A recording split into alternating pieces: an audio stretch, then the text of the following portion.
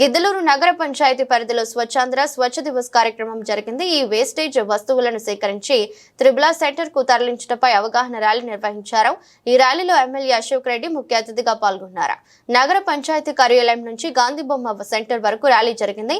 అనంతరం గాంధీ బొమ్మ సెంటర్ లో మానవహారం పరిసరాలను పరిశుభ్రంగా ఉంచుతామని ఎమ్మెల్యే అధికారులతో కలిసి ప్రతిజ్ఞ చేశారు. అనంతరం ఎమ్మెల్యే అశోక్ రెడ్డి మీడియా సమావేశంలో మాట్లాడారు.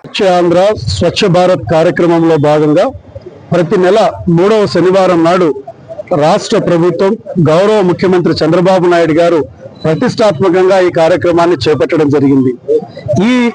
ఈ నెలలో చేపట్టినటువంటి ఈ కార్యక్రమం అనేది ఈ వేస్ట్ కార్యక్రమాన్ని చేపట్టడం జరిగింది.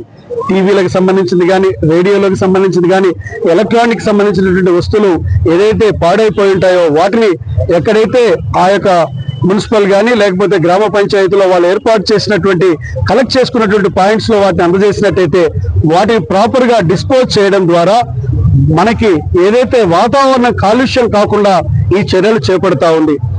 గతంలో మనకి దీంట్లో కూడా మనకి ప్లాస్టిక్ రహిత ఆంధ్రప్రదేశ్ చేయాలనేటువంటి ఒక ఉద్దేశం. ప్రతి కార్యక్రమాన్ని గౌరవ ముఖ్యమంత్రి చంద్రబాబు నాయుడు గారు చేపడుతున్న ఈ కార్యక్రమం సమాజ హితం, ప్రజాహితం కోసము చంద్రబాబు నాయుడు గారు చేపడతా ఉన్నారు. ఈ రోజు మనకు తెలియకుండానే ప్లాస్టిక్ ని ఎంతో వాడుతా ఉన్నాం. మనకు తెలియకుండానే ఈ ఎలక్ట్రానిక్స్ వీటికి సంబంధించినటువంటి వస్తువులు ఎంతో మనం వాడుతూ వాతావరణ కాలుష్యాన్ని బారిన మనం పడేస్తా ఉన్నాం.